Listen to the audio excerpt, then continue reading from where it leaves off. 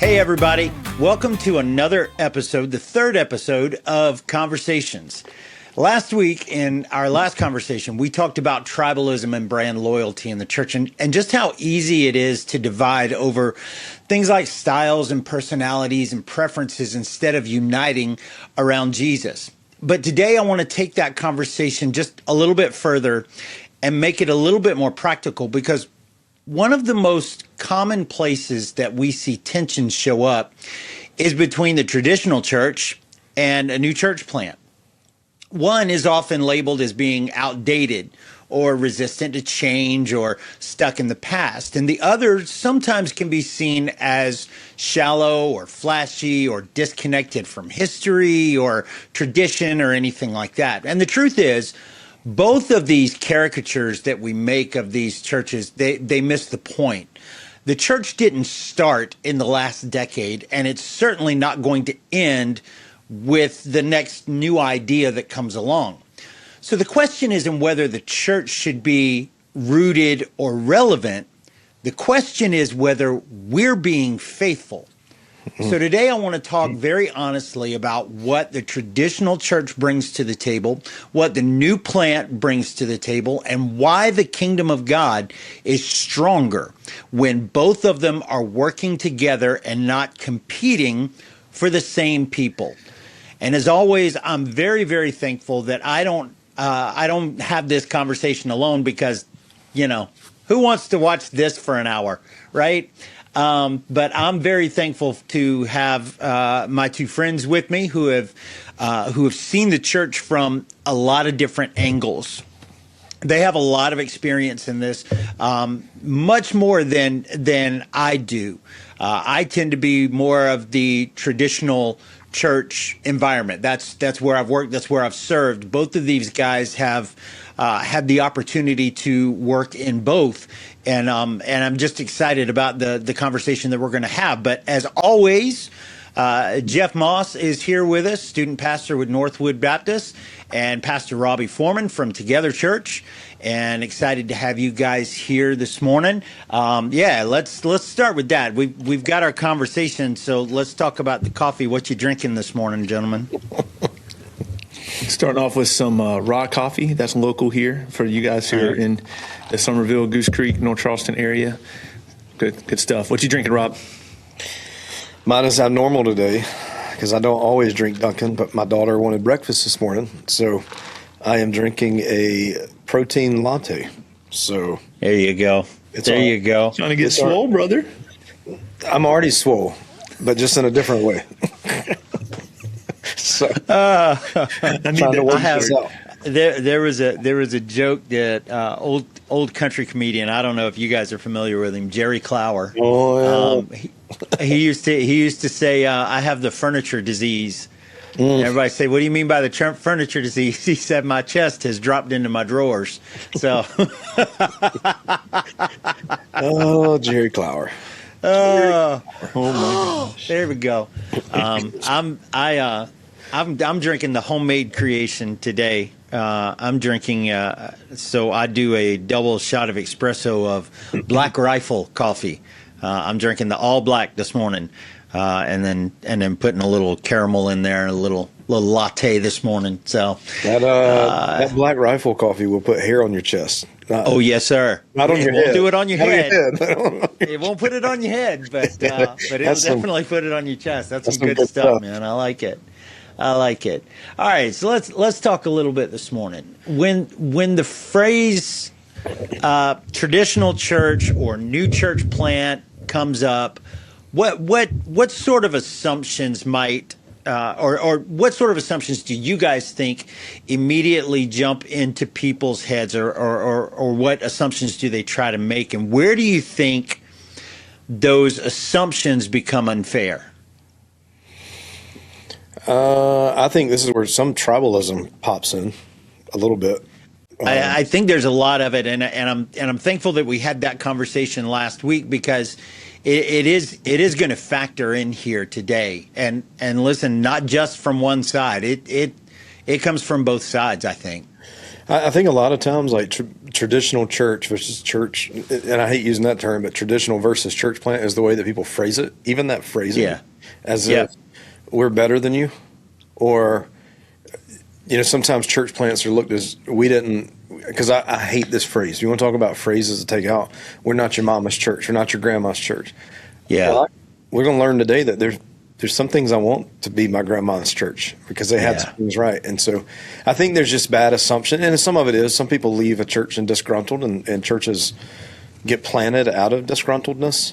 But I think we've got to get to a place where there's this healthy, it's not either or, but it's both and. To do generational reaches.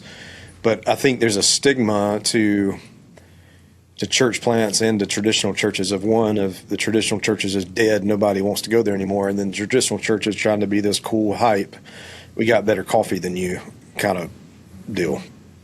Yeah. I think Jeff, I think sometimes the traditional church, I grew up traditional church, shout out Pleasant Valley Baptist Church, Fort Mill, South Carolina. Fort Mill. Let's be honest, Indian Land, South Carolina. Yeah, it's in Indian Land. Basically. It's okay to say Indian Land now, Jeff. Indian Land's its whole different country at this point. It's amazing. Yeah, you're right. Okay. Pleasant Valley and Indian Land, South Carolina. I grew up in traditional church, and the church plant, movement has been down here in the South, at least in South Carolina, where I've been most of my life. It's been something that probably the last 30, 40 years. I'm sitting here at Northwood. Northwood was a church plant about 37 years ago. And then I was at Santee Circle for 10 years, and they were a church plant from First Baptist, autonomous, away. And then, so I've had a little bit of all three. I don't know if you'd even call Santee Circle a church plant anymore, or even here at Northwood. It's now healthily replanting churches that are dying, and we planted our first one in East Bay back 6 months ago, and man, it's about 60 people. They're having their first baptisms. It's a really cool thing to be a part of it. I can't take any credit of it because I'm 5 weeks in, but that's one of the things that drew us here is that they're a church that's not about building their kingdom. It's about sending out their best. That's actually how I have the job here. Their discipleship pastor went to plant down at East Bay, and the youth pastor stepped in the discipleship role, and then here comes Jeff, so. But anyway, I think the traditional church, there was a lot of people, when you think that way, it's like good and bad, right? There's some good things. I'm a product of the traditional church. I'm here today because of a lady named Miss Benny Lynch. I'm here because of my parents, obviously, and because of God. But I'm here because of Mr. Lynn Martin, Mr. John Knowles, Mr. Mike Hutchinson, people who in my life were committed to the church. They were deacons, they were organists, they were WMU leaders who put a heart for missions and put a heart for the church in me at a young age. So there's good things, but then I was a part of 2 church splits before I turned 21 years old. And that's the bad side of it. And a church planted out of it in both of those cases, which is kind of the wrong way to do things, right? Like we want to intentionally sin instead of fight and split. Well, I think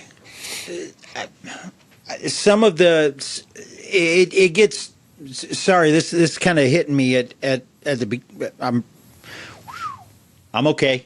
More coffee. Here we go. See, it's already in your blood. Yeah, it's already there. Part of the problem is that there are instances, okay, and I want to go back to it because Jeff or Robbie, you talked about it, and Jeff, you reiterated, but listen, there can be good that comes out of a church split. If a new church is planted and it's healthy and it's growing and it's doing what God has called it to do. I think a lot of times some of these things happen because traditional churches have lost their vision, and one of the I will say one of the drawbacks that you have in a traditional church is the phrase, and Robbie, you alluded to it, is that, well, we've always done it this way, or this is the way we've always done it. And that is when you start hearing that in a traditional church, in a church plant or a church that has been rooted in a community for a long, long time. When you hear that, what you're hearing is you're starting to hear the death of the church knocking on the door, because we're more concerned about tradition than being the church. I do believe that in the tradition, and again, I come from a long line of, I've served in basically 3 churches. The first church that four. I'll take that back, because just as I got saved, I served in ministry, in Sunday school ministry, was First Baptist Atlanta, which has been around for a long, long time. Second church I went to was Olive Baptist Church in Pensacola, Florida, which dates back to the 1800s. Third church I went to here locally, when God called us back here in 2006, had been there for the better part of 25, 26 years already at that point. And so it was entrenched in the community. And now I serve as a senior pastor of a church that's celebrating its 80th year this year. So traditional church is where I come from. But there's a difference, and I want to talk about this for just a moment, and then we'll jump over to the church plant side of things.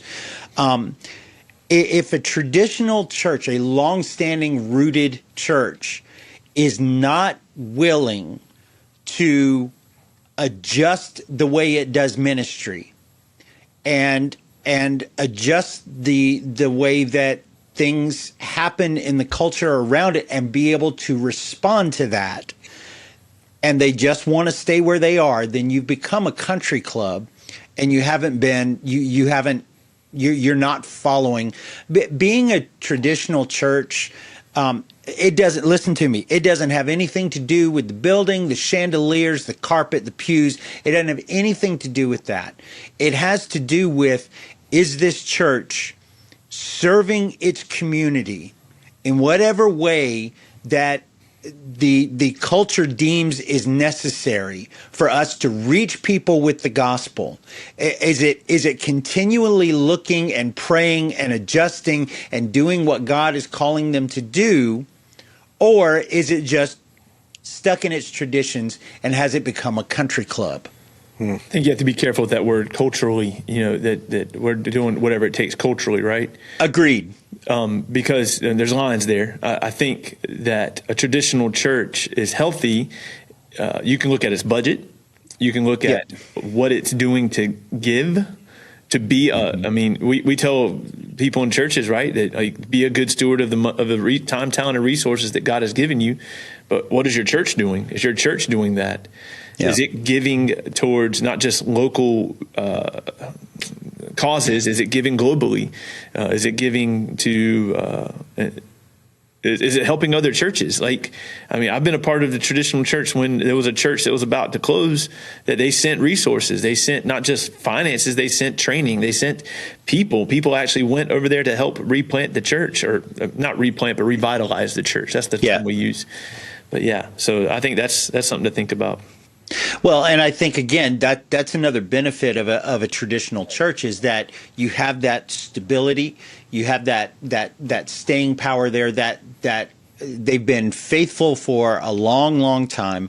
I'm certainly a part now of a church that is like that. There's been one in 80 years. There's been one major event that happened probably at this point 15, 16 years ago, and it caused people to leave the church, split the church to an extent, but the church became healthier because all along the church had been doing what it was supposed to do. It was following God in the way that it was supposed to. And I think the other side of that too is, and I'll mention this, but I'm hesitant on this because I think I think the church plant is getting this too, because it's framing it a different way. It's framing its foundation and its mindset a different way. But you do have the traditional church has always been known for healthy traditional churches have always been known for that intergenerational worship kind of thing, where you have multiple generations of families working together. However, I think the church plant is really starting to catch up on that, because they're framing it around the entire family.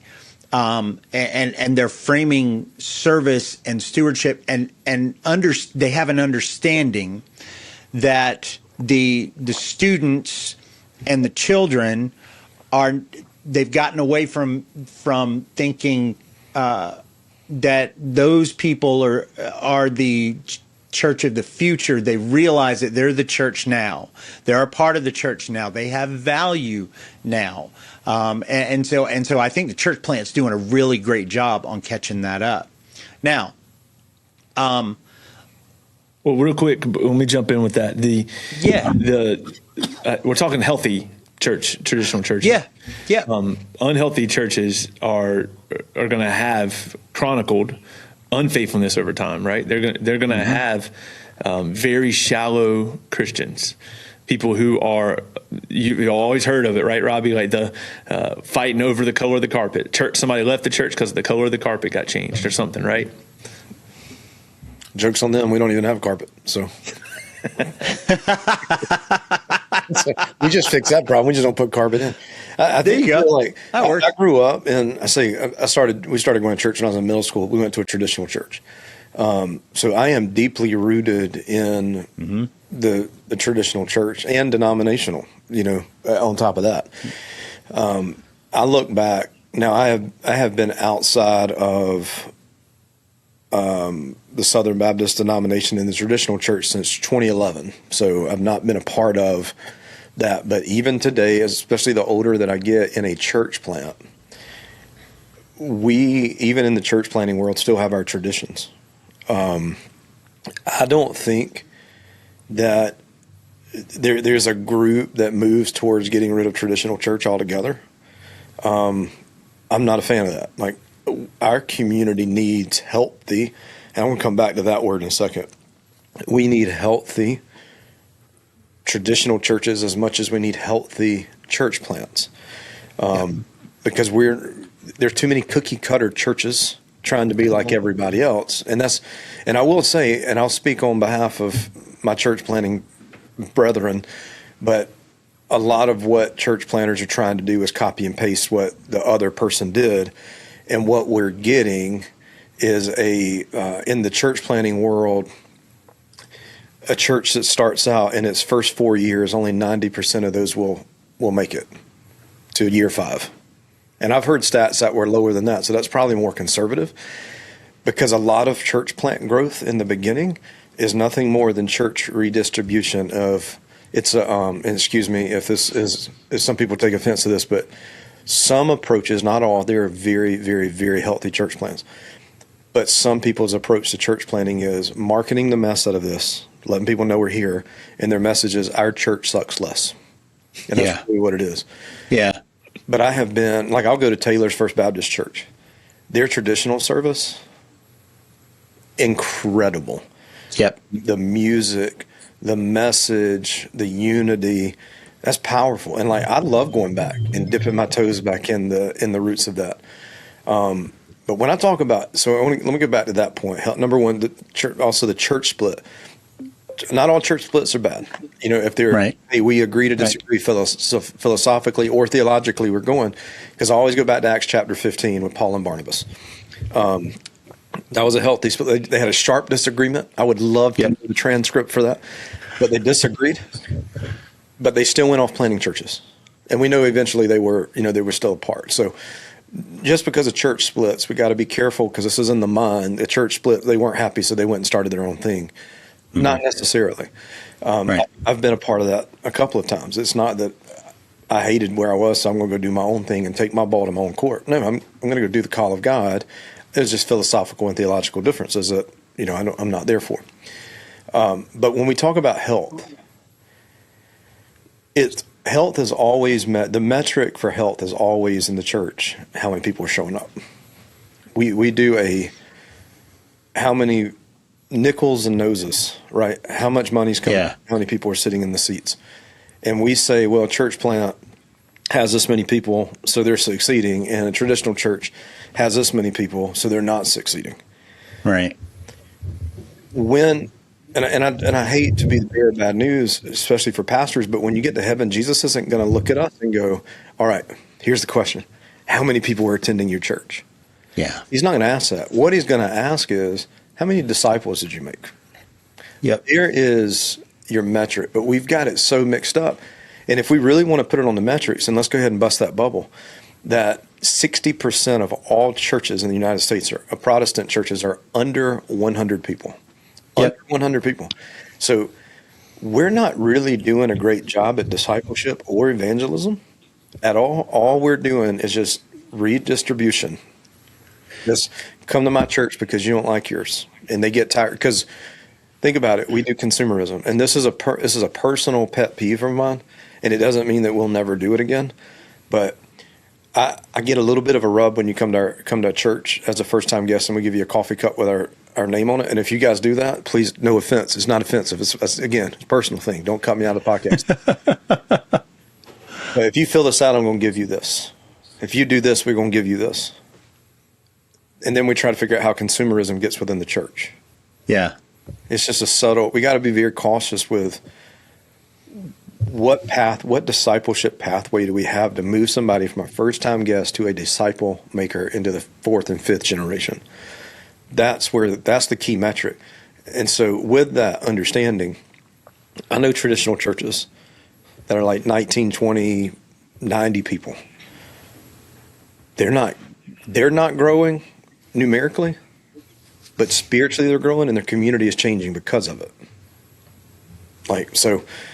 I think that's a really big part of we both have our issues, and we got to get them fixed and focus on the right method of growth. I agree 100%. A healthy traditional church needs to not be so big that there's no room, right? I mean, we're in the middle of a building project here at Northwood because we're running out of room, but this is something we learned. Robbie and I worked at Taylor's together. Like, you've got to get small to continue. Like, you'll lose disunity. A 90-member church, you might know things about everybody, but if you're not having healthy small groups or having healthy Bible study discussion Sunday schools, if you're not centered on not just face value, getting to know people, but actually like getting into the heart of, are you living out the gospel? Are you being a faithful follower of Christ? Then it's just a country. That's where it becomes a country club, right? Yeah. That's where we get upset over preferences instead of the gospel of Jesus Christ. Churches are made up of three different types of people. You got passengers, you got pirates, and you got the crew, right? Passengers, they're just along for the ride. And we need passengers because we're going to convert you. All right, we want passengers in our church. Then you have the pirates. These are the people that come in and say, I didn't like what we had at my last church. We did. Well, you should go back to your last church because we don't have that here. But at my last church, and they're trying to hijack the vision, right? Put you on the plank, get you off because they're going to bring their agenda. Those are very few and far between. But you have the passengers just laying in lounge chairs, sipping their drinks, enjoying the sun. Then you have your pirate hijacking. But then you have your crew. Those are the ones that are saying, I am committed to the mission of the church, which is Matthew 28, making disciples of all nations, all people, baptizing, teaching. And our goal, and no matter whether you're in the traditional or in the church plant, the goal is to move people from passenger to crew as quickly as possible. And that only happens. A sportsman, Robbie. That's perfect. Urban Meyer isn't a great person at times, but can be redeemed, right? But he talked about this in leadership. It's there's the bottom 20 on a team. And then there's the top 20%, and they're fighting that for that middle right? They're fighting to get those people in the middle on their side. And whoever wins that battle is what's going to help the team dictate if they're going to be successful. I see that in the church. We always called it the 80-20 rule, right? 80% of the people are doing 20% of the work. 20% of the work. And they're doing 80. But I like that principle better, like the threes, because there is a group of people that we have to be careful. Jesus talked about it, right? There's wolves in sheep's clothing that come into churches. I've been a part of that, where people come in and they try to hijack the church for their own political gain, for their own stout, or maybe they're even using it as a stepping stool so they can get a better position, talking about pastors. But then not just the people, but you have to be careful, like really quick. Man, we so often put people in positions of authority when we haven't spent time to get to know them, right? Like, we have to be really careful about those things in the church. So we talked about some of the things that some of the positives of a traditional church. Let's back up just a minute and let's put that from the other side. What are some things that the church plant or the newer church does well that the traditional church could look at and say, maybe we need to take a look at this? I think there's three areas from a church plant. I think number one, church plants have missionary mindsets because, hey, you put yourself out there to plant, this has got to work, right? So you got to learn your community. It's just like going on a mission trip. You learn the area you're going to serve and learn the people, learn the culture. We're here in Moncks Corner. I think you all would agree with me. Moncks Corner is a completely different culture from a lot of places in the state, being in the low country. Yeah. So there's a missionary mindset that is in the church plan of plant start with. There's a clear focus on reaching unchurched and dechurched people. The only issue there, sometimes we drift from that into stabilization, just to stabilize, and because we're growing, and then we get off mission. So you got missionary mindset. You also, I think, there's flexibility and innovation in the church plants. It's not you don't hear that we've always done it this way. Our saying around here is we've probably tried it, but we're willing to try again. We're very okay with that. We can experiment with different formats, locate. Our church just went through, I remember talking to you guys about this, but we just innovative. We said our church government is not working. And so we went to the drawing board and revisioned what church government would look like using the text, by the way. And we were able to be innovative and create a brand new form of leadership for our church that has already started moving us in a positive direction. So missionary mindsets, flexibility, innovation, and then just high engagement. Smaller teams. It allows us to put people in teams and crews, which gives us, there's a higher percentage of people that are serving and owning the mission from day one. But there are cons to that too, and we can get to those cons in a minute. But I think those are three of the things I think about that the church plant brings to the table. Well, an intentional church plant, right, is one that is being sent into a neighborhood. And then if you're doing it through, like with the Southern Baptist and North American Missionary Board, or through the missionary church, like Robbie's church group is, that they're looking, like, we're being strategic about where to go. We're not just going because of whatever. But, like, if you think about the early church, there was that urgency, but so it was also a fear, right? There was a fear of the government, like coming in, the Roman government, and shutting them down. But whenever there was persecution, the church scattered. So the reason I'm throwing all that in there is, like, if we're sitting as a church and we're looking around and we're seeing the same people every single week, something's wrong. A church plant, on the other side, a lot of times people will go to a church plant. I think about, like, where most of them start. They don't have buildings yet, so they're starting in coffee shops. They're starting in elementary schools, high schools, middle schools, stuff like that. They're looking for places where the people gather, or where there's places to connect with them. And so, if you think about the come and see versus the go and send model, the church plant gets that part, I feel like, accurately. Well, and I think I don't want to dig into cliches and stereotypes of the two too much, but I think that's where a lot of times the church plant has an advantage, because sometimes they are very much more open and welcoming in a lot of ways. Now your very, very healthy traditional churches, they're that way as well. You know, not to brag or anything like that, but our church is that way. They're very, very welcoming. They're very personable. I mean, if you've walked through our door and 5 people haven't come up to you by the time you sit down and said hello to you, or just acknowledged you, or waved at you, or winked at you, or whatever the case may be, yeah. You have forwarders in your greeting ministry, Tony? Is that what you're saying? Exactly. We have passing phone numbers, and I think too, they're, like where the church plant. Because I was going to say that the stereotype though is that the traditional church again is rooted in its own culture and its own traditions and its own, these are my people, this is where I sit, this is that and the other, and all of that kind of stuff. And listen, we make cliches about that, and we joke about that, but there's truth in that. Mm-hmm. There's a lot of truth in that. But I think too, it's okay now your tradition shouldn't be making it difficult for people to come to know Jesus. Exactly. On either side. So, but tradition at its core is that we all have our traditions. I have a tradition before I preach every Sunday. I have a whole routine. It's like, I don't know, it's weird, but I do it, right? It just gets me focused. We have Christmas traditions that we do as a family. We have Thanksgiving. Traditions aren't bad.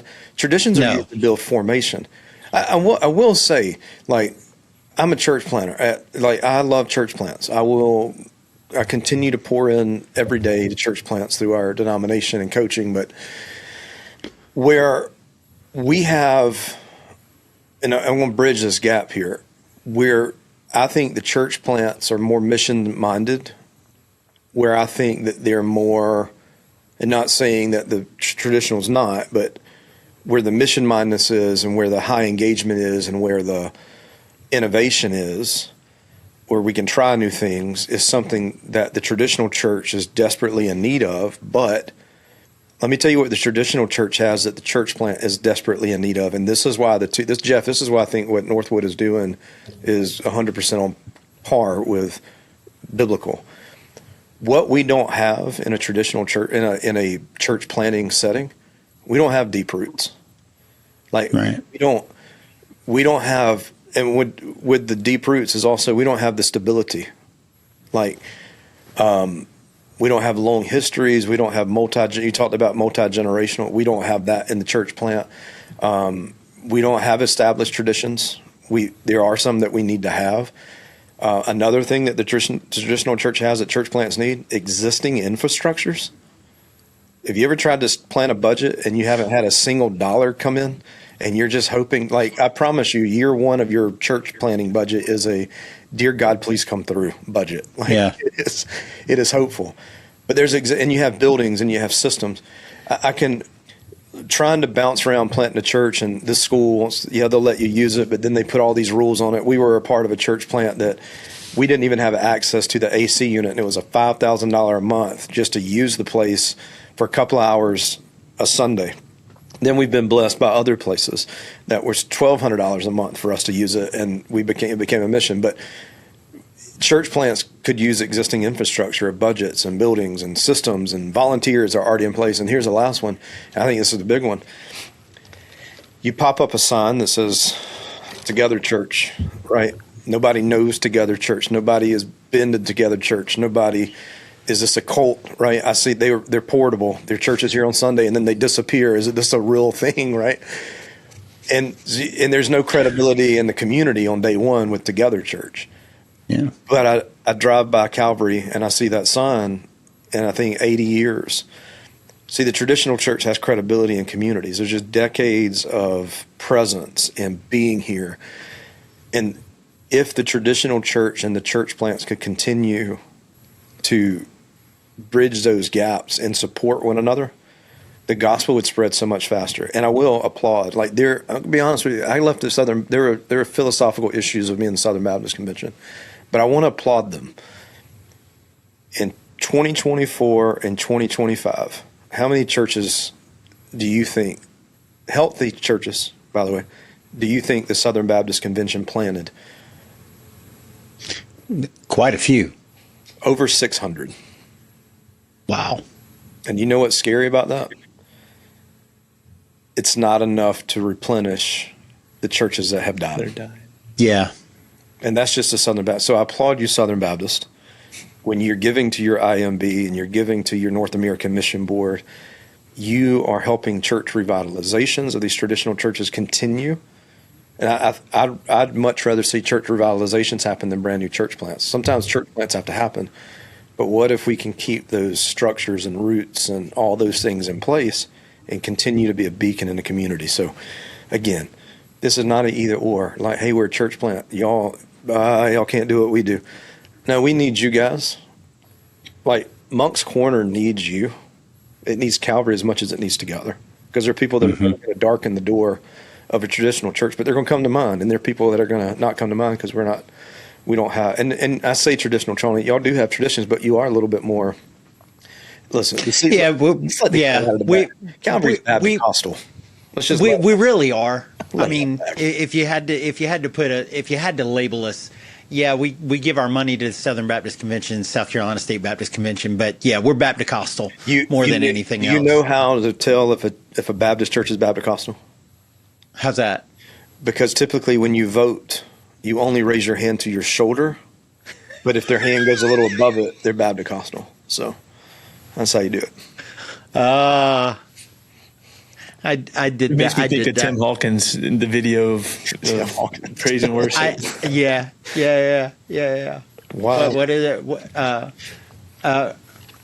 Rocky field goal touchdown, whatever it was. I can't remember. The hand wash, the window washer. Yeah. Gets me. Yeah. Sorry to get us off times in worship. That's good. I have to get past that in order to genuinely, because I'm a hand raiser, but I'll be one of those, crap, I'm doing the Tim Hawkins thing. Yeah. Well, I think it's a fair assessment to say that Calvary is making both of those things happen. Like, it's multi-generational, and you haven't fully catered to say, okay, well, we're going to have a traditional service and then we're going to have a contemporary service. Did you know that those churches that have to pick one or two, like they're having to balance those two things, they have a 5%? There are very few churches that do it well.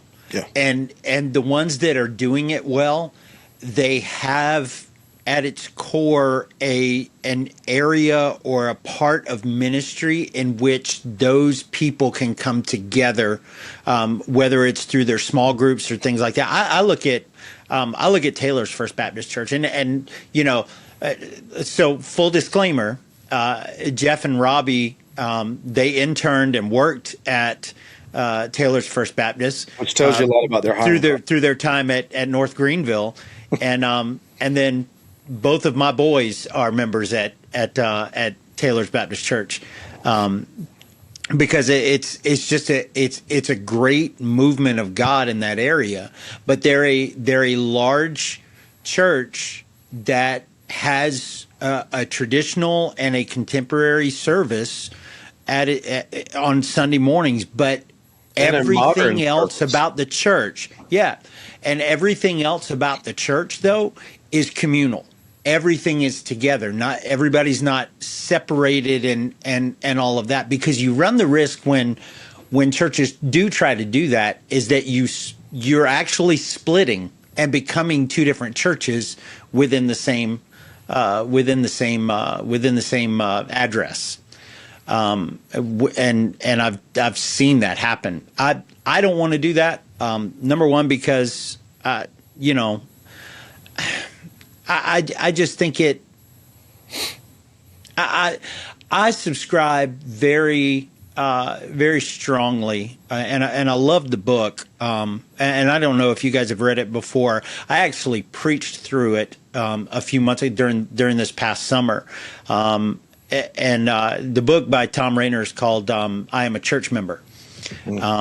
and it talks about, the church is not going to be about my preferences. I'm going to make sure that my family is raised in the church and they understand the church. I'm going to make sure that I am a functional church member. I'm not just going and taking up space in a pew every week, and that you're actually being a part of it. And I love that book because it strips away all of the other stuff that churches argue about, whether it's the music type or anything else. And it really boils down to the point of, we're on this corner for a purpose, and we need to understand what our purpose is, and we need to move forward in that purpose. We're not just going to sit and soak and sour. We're actually going to make a difference, and we're going to use the tools and the gifts that God has given us to make a difference in our community. That's a healthy church, and it doesn't matter if that church has been around for 80 years or 8 weeks. If that's the purpose of the church, that's a healthy church. I think the tension comes in between the two. I think the biggest one is just fear of change. I really think it's fear of change. And I'm not going to limit that just to the traditional church side. I think there's some of that in the church plant side too. Because I've watched church planters that they've come out and Robbie, you mentioned it a little bit ago. It's like we have our marketing strategy. This is what we're going to do, and this is what we're going to stick to. When that's not what the community needs, and they don't want to change what they're doing in order to see God's kingdom grow and the real purpose of that church really flourish and come to fruition. I think that's probably one of the biggest ones. We talk about churches and pastors. They have a fear of becoming irrelevant, or they feel like they're in competition with each other. And let me just say this too. And I know we've mentioned it on this podcast a few times. And then I'm going to break it up and I'm going to quit talking because I feel like I've talked way too much this week. But I want to say this. If you're coming to Calvary, or you're coming to Northwood, or you're coming to Together Church, and you feel like, I've been here for a while and I just don't feel like this is the place for me. If they're coming to me and they're having that conversation, like, listen, number one, I'm going to tell you this. First and foremost, if you feel like you're being called out of this church, I always tell everybody this that comes to me and has this conversation. First of all, I want you to pray. Pray that you know that God is calling you away from the church that you're in. Make sure that you do that, because if you're having a preference problem, or you're having some sort of problem within you that you're not willing to be honest about and address, and you just want to go jump to another church for X, Y, or Z reason, well, guess what? All of that is going to come with you if it's not of God. I'm going to give you all of that's just going to follow you. I'm sorry, go ahead. Because you hinted at it. You got to examine yourself. Yeah, you really do. You really do. But the other side is, if you come down and you say, no, I've really spoken to the Lord and I feel like this is great. Let me suggest 2 great churches of people that I know, the pastors that I know that you might really, really like. Why don't you go try these? And I've recommended Jeff, when you were at Santee Circle, I've recommended Santee Circle there. I love you, love Pastor David.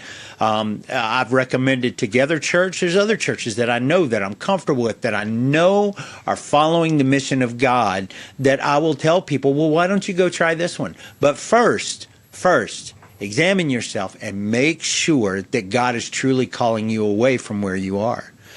We've got to get away of this competition. And Robbie, you mentioned it earlier. Jesus doesn't care about how many people are in our church. The only people who care about how many people are in our church from Sunday to Sunday is CCLI. And if you're in ministry, you're going to laugh at that joke. So, I mean, that's it. That really is it. And I truly believe in my heart, because I want to segue to this.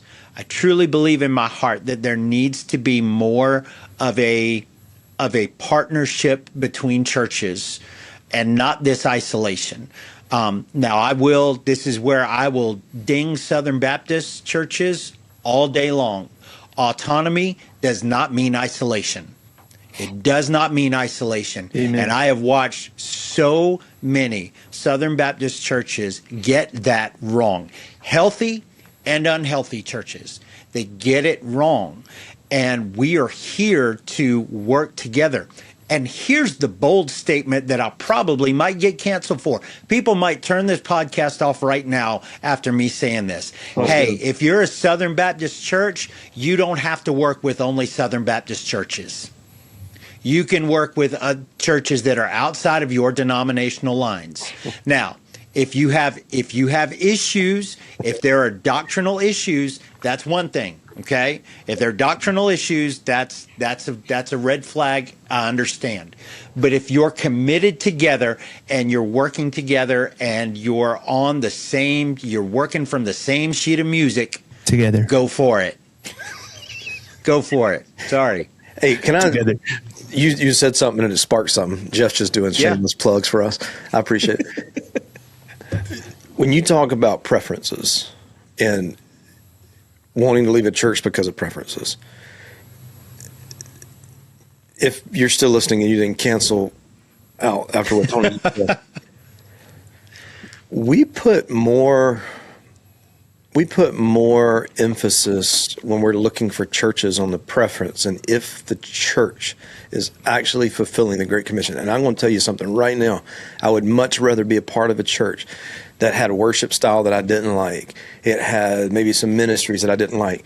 If it were in line with the Holy Spirit and reaching people, that's where I want to be. We've got to stop choosing churches based off of preference of, well, I really like this, but there's no substance. There's no growth. There's got a lot of people showing up. Let me say something about growth. I want to educate everybody on growth.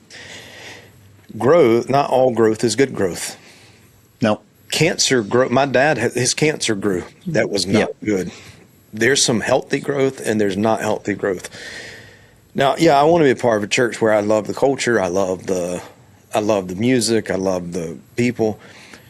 But my first question is, are they fulfilling the Great Commission? And is there a place here for me to be able to be a part of that? And if there's not, nothing else matters. I'm pretty sure I've said it on this podcast too, Robbie. I've told students so many times that I don't care as much about where you're going as much as if you're going.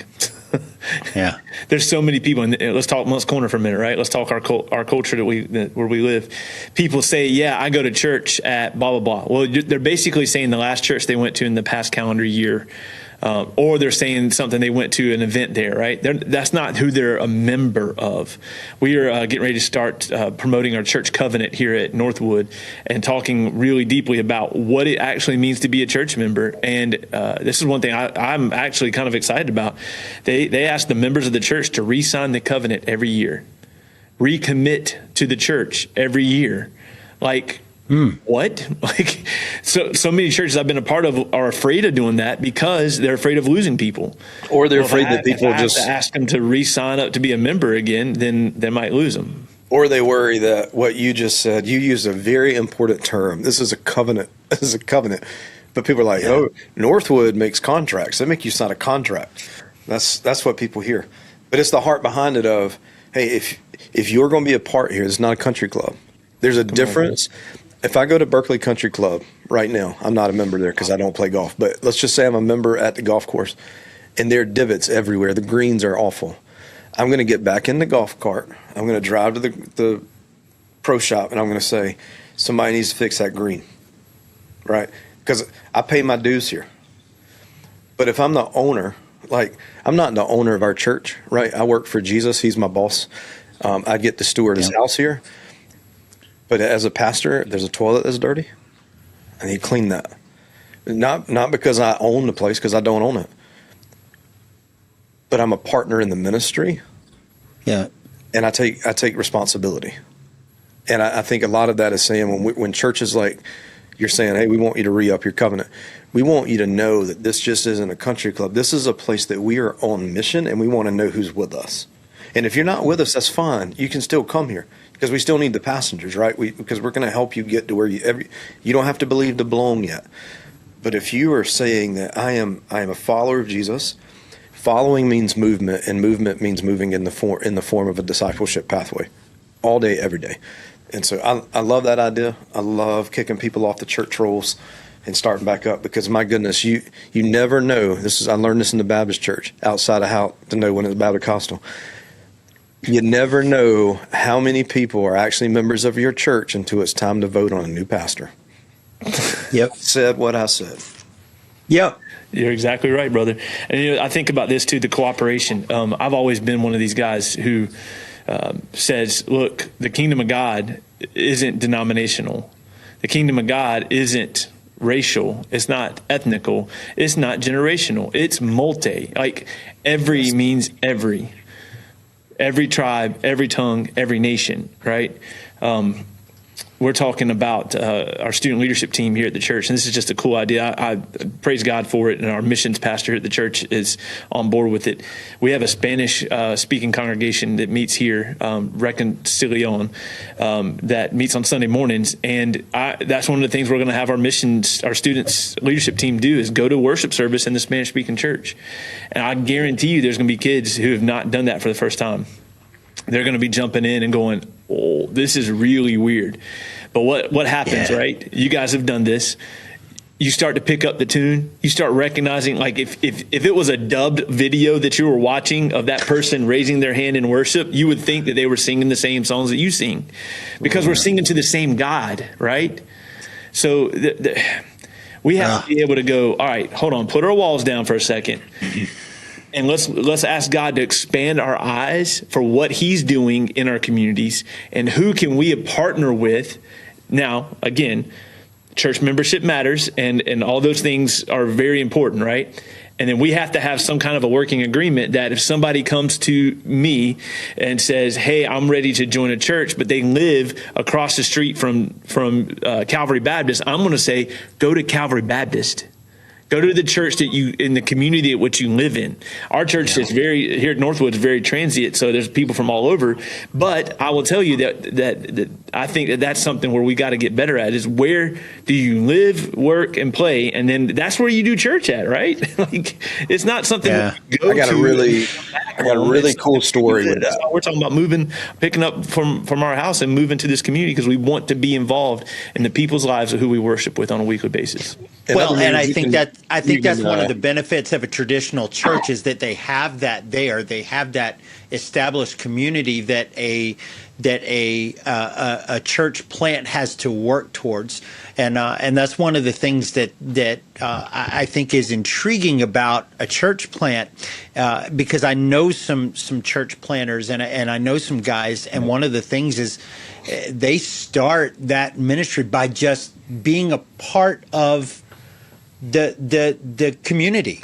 They'll go hang out in the Starbucks, a couple of days a week. They'll just get to know people in that area. And I'm telling you, that is that you want to talk about getting out of comfort zone. Yeah, that's tough to do. But man, I just admire them so much for being willing to do that. I'm sorry, Robbie, I cut you off. Go ahead, buddy. That's fine. Two things. Number one, if you didn't hear it, Jeff just dropped that he's going to put his house on the market, so he will take high offers, no low balls. He knows what he's got. But yeah, exactly. You talk about live, working, and playing, and that's where you need to go. So when we planted our church in 2019, we had a group of families that came with us. I'm so thankful for those families that they said, hey, we're behind the vision. We want to be a part of helping make disciples. And so there was a guy, I'll call him out because he's a great story, but Sean and Laura McSwain, some of our best friends, they came along with us. And I'm telling you, they served in kids, they served however they could because they believed of making disciples. So after a few years, they were driving from Hanahan every weekend. And then after a couple of years, the conversation happened And I remember I was standing mid-court. We were in a meeting in a gym, and I was standing in the middle of the gym. We were at center court as if there was a tip-off conversation about to happen. And Sean looked me dead in the eyes. Now I'm thinking, I think Sean's going to be staff material. I think he's got pastor written all over him. I think he can do great ministry here. And Sean and Laura looked us in the eye and said, hey, so we preach constantly here about discipling where we live, work, and play. And we live in hand-to-hand. We work in hand-to-hand. We play in hand-to-hand. But we're discipling here. And we feel that we have to be obedient. And it was the one time I was like, now people want to listen to what I'm preaching? Like, right? And be careful what you preach, Robbie. But I couldn't be mad at that. I had to go, thank the Lord that somebody is being obedient to the call. And so here, long story short, so Sean and Laura start attending a church in a healthy, vibrant, healthy church in Hanahan. It wasn't but a few years later, I got to sit on Sean's ordination board, and he got ordained as a pastor. Today, he planted a very healthy church called Church 242 in Hanahan that is gospel-centric, discipleship-focused, all because Sean said, I really need to put myself and be obedient to the scripture of discipling where I live, work, and play. That was a huge loss for us as a church because they were an incredible family. But the encouragement and even the mentorship now and the relationship now has gone, it has helped shape our church. And by the way, God's replaced them. Yeah. Pastors get upset when people leave their church because they feel like they're supposed to go somewhere. God knows what he's doing. Just preach the gospel. And this is the last point I want to make, because you said something a minute ago about needing to know our community and marketing and all that stuff and worrying. And that's where church plants start to get worried in year 40. This is year 4, which is why I think 90% survive, because they kind of hit a still because all the new innovative things now have become tradition. So they just start throwing stuff against the wall, and then their attendance dives, or it takes off, and now they realize that consumerism is the way to go, and it's not. But listen to me. Judd Wilhite, incredible pastor out in Las Vegas. Judd, I was in a conversation with him once, and he said, if you preach to the broken, you will always have an audience. Mm-hmm. Preferences and stuff don't matter to broken people. Yep. The gospel does. If we will, so who's broken? Well, let me just help you. All 3 of us. Yeah. All 3 of us. Every person sitting in our congregation. So that's your community. Go preach the gospel to the broken. This means that you're going to have people come in your traditional and your church plant, and having people not like you is sometimes against tradition. But Jeff hit it on the mark, man. Revelation gives us the big, clear view of heaven. I love it. Multi-denominational. And again, I feel like I've dropped a lot of bad news today. We're not going to be singing in English. Well, better brush up on your Hebrew. For the people who are still sticking around, let's talk to them real quick. If you're in a church and you're struggled with it, if anything we've said hits on us today, please reach out to us. We've been through that. We've been part of church hurt, and we've walked with people who've gone through church hurt. Yep. We've also helped people be sent out. Like, there's no greater thing, and that you will not get any more applause from any 3 of us if you do exactly what the McSwains did, and you say, God is calling us to go somewhere else. Okay. The flesh in us wants to debrief. What did we do wrong? What's going on? Maybe God's just moving their chess piece, and we need to be okay with that. And it happens on the pastoral side, right? Like, I'm in my, I think, 4th church, maybe 5th church. And every time there's still people that I love. And I hate that I don't get to worship with them every day, but one day I will. Because my eyes aren't on what's happening right now. It's happening what's going to happen. Fix our eyes on Jesus and where we're going. So if you're still listening, thank you. And second, if there's anything we can do for you, please let us know. We'd love to connect with you. Let me give you a very painful church planting stat that somebody told me when we planted. I said, that's not true. And I'm on the other side of it going, wow, that was very much true. 20% of your launch team will not be with you by year 2. Yep. 20%. 20% Yep. of my launch team was not with me by year 2. Not because they failed, not because they're awful people and they didn't get their way. None of that. God used them in that moment to help start our church, and many of those have moved to other places, like outside of our community, other states, other counties. But we as pastors are to equip members to make disciples, and we applaud when people are obedient, that as hard as it is. And yes, we do debrief. Yes, it is like, what was our fault? What did we do? What could we have done different? I just think back to that one conversation with the McSwains.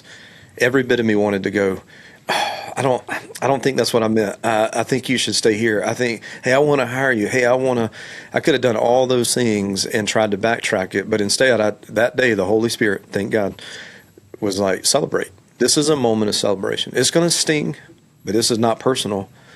This is just a testimony that the church was used in those first couple of years to formulate that thought in their hearts, and then God would end up planting. Now, you may not go plant a church, but you may go start a personal ministry. You may go on your first mission trip. You may, and by the way, before you leave your church because they don't have what you need, maybe the reason they don't have it is because God is preparing you and calling you to do that ministry.